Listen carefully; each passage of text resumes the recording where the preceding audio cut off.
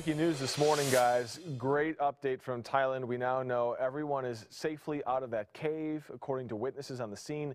Around 11 last night, the third phase of rescues began. And you know, this has been such a complicated process from the beginning. That soccer team and their coach, they'd been stuck in that cave for over 2 weeks after they went in to sign their names on a cave wall. This was like a team bonding thing, and that's when they got trapped by the flooding. Everyone who was rescued now in a hospital. Yeah, experts say the rescues were nothing short of amazing, spectacular. And joining us to talk more about just the complexity of a dive like this, Scott Taylor is the owner of A1 Scuba and Travel Aquatic Center here in Colorado. Good to have you. Oh, thanks for having me. When you see this play out, I mean, what's your first thought on this as someone who does scuba diving, who has done some kind of tighter space diving?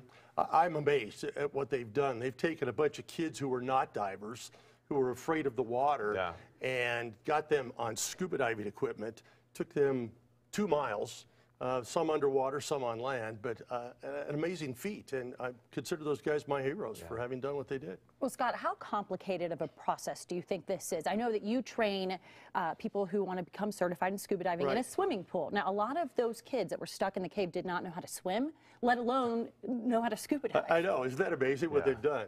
So I'm speculating. So a lot of what I'm going to talk about is speculation. So I brought some of the diving equipment that I'm assuming that the rescue divers definitely wore, and maybe some of the kids wore too. So trying to get them versed on how to use some of this in a very short period of time under the most stressful situation is really unbelievable. So I'm guessing they probably did some short briefings. They probably let them try some of this out before they took them underwater. Yeah, we don't have much time, kids, but here's kind of the quick and dirty version. So this is a typical tank. Oh my gosh, and it's quite heavy. They would need multiple of these. We have a map of the cave, and this gives you an idea how you mentioned some spots were above water, some spots below water. But you would have to carry these tanks in with you. When you're above the water, can you take your mask off? Yes, you can. So you can take your mask off. You can take the regulator out of your mouth. So you can do a lot of things. So then you're hiking.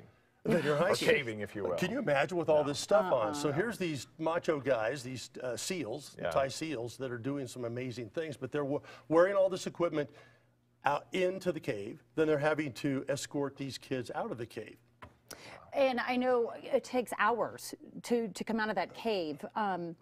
How do you switch your oxygen tanks? Is that an easy process too? It really is pretty simple. So the divers are probably, the rescue divers are probably wearing what's called a buoyancy compensator. So this is just a jacket. They wear this on their body. The back of the jacket, there's a strap system. The scuba cylinder actually fits through here. And then attached to that is going to be an air delivery system. The rescue divers are probably wearing a full face mask. This is a communication mask.